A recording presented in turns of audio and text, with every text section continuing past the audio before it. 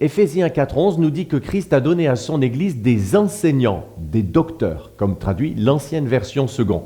De même qu'il y avait en Israël des enseignants de la loi, le Christ a pourvu son Église d'enseignants chargés de l'instruire dans sa parole. Un exemple nous permettra de faire un zoom sur cette vocation et ce don particulier, c'est celui d'un certain Apollos. Paul nous parle de ce serviteur de Dieu en 1 Corinthiens 3, 5 et 6. Qui est donc Apollos et qui est Paul ? Ce sont des serviteurs par le moyen desquels vous avez cru conformément à ce que le Seigneur a accordé à chacun. J'ai planté, Apollos a arrosé, mais c'est Dieu qui a fait grandir. Le service d'Apollos a succédé à celui de Paul lors de la fondation de l'église de Corinthe. Pour montrer la complémentarité de leurs services respectifs, Paul utilise l'image de deux cultivateurs qui font chacun une œuvre différente, mais aussi utile l'une que l'autre dans le champ, planter et arroser. L'une des applications évidentes de cette comparaison, outre la complémentarité des deux serviteurs, est que celui qui plante précède celui qui arrose, comme effectivement le travail de l'évangéliste qui fonde une communauté chrétienne précède celui de l'enseignant qui l'instruit, comme Paul ici a précédé effectivement Apollos. Luc, dans son récit des Actes, nous donne plus de détails sur ce serviteur de Dieu qui a marqué l'église de Corinthe dans son chapitre 18, versets 24 à 28. C'est dans ce deuxième passage que nous allons trouver des traits caractéristiques du don et de la vocation de l'enseignant chrétien. Un juif originaire d'Alexandrie, du nom d'Apollos, était arrivé à Éphèse. C'était un homme éloquent et versé dans les Écritures. Il était instruit quant à la voie du Seigneur et plein de ferveur, il annonçait et enseignait avec exactitude ce qui concerne Jésus. Comme il voulait aller en Achaïe, les frères l'y encouragèrent et écrivèrent aux disciples de lui faire bon accueil. Dès son arrivée, il se rendit par la grâce de Dieu très utile aux croyants. En effet, il réfutait avec force les Juifs en public et il démontrait par les Écritures que Jésus est le Messie. Il nous est déjà dit ici qu'Apollos était un homme éloquent, c'est-à-dire qu'il était un bon orateur. Un enseignant chrétien a reçu un don pour la prédication publique. Je peux concevoir que d'autres enseigneront encore mieux en écrivant qu'en parlant, mais cet appel don est avant tout une vocation de prédicateur, comme dans l'église d'Antioche, il y avait des prophètes et des enseignants. Ensuite, Apollos était versé dans les Écritures. J'aime l'expression. L'enseignant chrétien se caractérise d'abord par une disposition intérieure et une tendance qui le rattache aux Écritures. Comme Apollos qui était versé dans les Écritures, l'enseignant est un homme de la parole à laquelle il est attaché d'une manière viscérale. Bien sûr, c'est aussi le cas de nombreux autres chrétiens, mais cela l'est d'autant plus pour l'enseignant. Il ne lui est pas pénible de lire et d'étudier la Bible, il s'y régale en fait. Et vu son appel, c'est mieux. C'est ainsi que Luc décrit Apollos comme étant instruit dans la voie du Seigneur, c'est-à-dire qu'il connaissait bien la foi chrétienne. J'aime encore le trait suivant puisqu'il nous est dit qu'Apollos était plein de ferveur.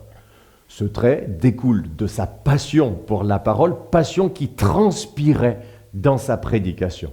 Il découle aussi du don particulier qui est sur sa vie et qui fait que l'Esprit Saint œuvre puissamment par lui lorsqu'il exerce son service d'enseignant-prédicateur. Celui qui endort ses auditeurs par des discours mous et insipides n'est certainement pas un docteur, peut-être un vétérinaire. Il annonçait et enseignait avec exactitude ce qui concerne Jésus. Ces mots sont extrêmement riches. Déjà, sa prédication prend, plus que pour les autres appels dons, la forme d'un enseignement, c'est-à-dire d'une instruction plus que d'une exhortation. Et le maître mot pour désigner son enseignement est qu'il est apporté avec exactitude. C'est ce qui fait, en effet, la particularité de l'enseignant. Non pas la manie d'entrer dans des détails comme certains l'imaginent, mais de relever ce qui est essentiel et surtout ce qui est exact. Du coup, l'enseignant est précis. Il utilise les mots justes et à bon escient. Mieux que les autres, il sait aller à l'essentiel de ce qu'il convient d'expliquer et il a un don pour expliquer simplement. Ce qui n'est pas du tout la même chose que simplifier. Je saurais faire la différence entre un commentaire de la vidéo qui me dira « vous avez expliqué simplement » et un autre qui me dira « oh, vous avez simplifié ». Le don particulier de l'enseignant se reconnaît dans le fait qu'il excelle à mettre en évidence le point saillant d'un passage des Écritures ou d'une vérité biblique pour la faire ressortir de la manière la plus claire possible. Ces explications sont marquées par leur évidence et leur force de persuasion. Son exposition des Écritures est une démonstration qui saisira l'intelligence et la conviction de ses auditeurs. C'est ainsi que Luc nous dit d'Apollos qu'il réfutait avec force les Juifs en public et qu'il démontrait par les Écritures que Jésus est le Messie. À nouveau, nous voyons ici l'importance centrale de l'explication des Écritures dans sa prédication. Justement, et ce sera la 7e particularité que je relève, l'enseignant chrétien s'attache à une prédication centrée sur le Christ. Ne l'imaginez pas en train de s'étaler sur des détails fumeux et arbitraires, comme des significations alambiquées qu'il tirerait des chiffres ou des noms propres. Non, il reviendra inlassablement à son sujet favori, présenter Christ dans les Écritures. En cela, il suit avec zèle l'exemple de son maître Jésus, l'enseignant par excellence, dont Luc 24, 27 nous dit « Puis, en commençant par les écrits de Moïse et continuant par ceux de tous les prophètes, il leur expliqua dans toutes les Écritures ce qui le concernait.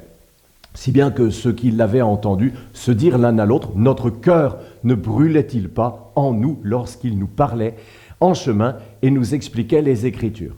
Pour résumer, l'enseignant a le don de rendre simples et claires les choses compliquées et non l'inverse, ce qui est différent toutefois de simplifier, car son enseignement est précisément marqué par l'exactitude. Il sait mettre le focus sur ce qui est important et surtout sur ce qui est le plus important dans l'Écriture, à savoir ce qui concerne Jésus. Comme son maître, il ressent la capacité de comprendre de ses auditeurs et s'y adapte, quitte à renoncer quand il le faut, à présenter des vérités que ses auditeurs ne sont pas mûrs pour recevoir. J'ai omis tout à l'heure une partie des versets 25 et 26 d'Acte 18 qui nous disent qu'Apollos ne connaissait que le baptême de Jean et qu'après l'avoir écouté, Aquilas et Priscille le prirent avec eux et lui exposèrent plus exactement la voix de Dieu. Je ne rentre pas ici dans la discussion sur les différentes traditions sur le baptême qui ont coexisté un temps au commencement du christianisme parce que ce n'est pas mon sujet. Je relève seulement ce fait qu'Apollos, bien qu'éloquent, versé dans les Écritures et instruit dans la voix du Seigneur, s'est lui-même laissé enseigner plus exactement. Voilà l'application que j'en tire simplement à titre d'illustration et de parabole en quelque sorte, parce que je sais bien qu'ici, Luc ne rapporte pas ce fait dans le but d'établir une doctrine de ce qu'est un enseignant chrétien. Mais voilà ce que je me plais maintenant à relever. Un bon enseignant sera nécessairement lui-même un bon étudiant, comme Apollos, c'est-à-dire quelqu'un qui se laisse toujours enseigner. Mieux que quiconque, il sait qu'il n'a pas tout compris sur tout. Et c'est pourquoi non seulement il reconnaît qu'il a toujours besoin d'apprendre, mais comme Apollos, il est prêt à revoir sa copie sur son enseignement. C'est un point subtil parce que l'enseignant est par définition agrippé à l'enseignement du Christ dont il ne voudra surtout pas dévier. Mais il faut reconnaître qu'il y a aussi des sujets bibliques où l'on peut entendre des interprétations qui vont rectifier les nôtres. Or, s'avouer vaincu devant une démonstration plus évidente de la vérité que celle à laquelle nous étions attachés jusque-là est la marque des grands enseignants. Ils progressent tout le temps. Et au passage, du coup, nous aurons aussi compris qu'aucun enseignant n'est infaillible. Ça méritait d'être relevé. Ensuite, toujours à propos d'Apollos, les mots « il se rendit par la grâce de Dieu très utile aux croyants » décrivent bien le rôle de formateur que l'enseignant, comme les autres vocations d'ailleurs, a dans l'Église selon Éphésiens 4, 11 et 12. Christ a donné les enseignants, il l'a fait pour former les saints aux tâches du service, de l'édification du corps de Christ. En effet, quand selon Acte 18, 28, Apollos réfutait avec force les Juifs en public et qu'il démontrait par les Écritures que Jésus est le Messie, les autres disciples de Corinthe apprenaient en l'entendant à devenir des témoins plus efficaces de l'Évangile. Et ils maîtrisaient mieux les doctrines bibliques qu'ils avaient entendu expliquer de façon claire, nette et précise par Apollos. Une dernière remarque, L'enseignant se distingue du prophète par le caractère systématique de sa prédication qui dépend moins du contexte vécu par ses auditeurs. Le prophète dit avec force une parole de Dieu que les auditeurs ont besoin d'entendre à ce moment-là. L'enseignant, lui, expose systématiquement les vérités de la parole en montrant mieux la place et l'importance de chacune. Ils sont évidemment complémentaires. Quand Jésus eut fini de prononcer ces paroles, les foules restèrent frappées par son enseignement, car il enseignait avec autorité et non pas comme leurs spécialistes de la loi.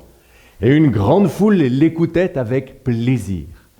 Tout le peuple l'écoutait, suspendu à ses lèvres. Il y a cette dimension charismatique dans l'appel d'enseignant. Pour finir, le service de l'enseignant est un labeur exigeant et astreignant, comme le dit Paul quand il parle de ceux qui se donnent de la peine dans la parole et l'enseignement. Un bon enseignement, ça ne vient pas comme ça se prépare. Et il y a du boulot. C'est pourquoi Paul dit également que celui qui enseigne se donne à son enseignement.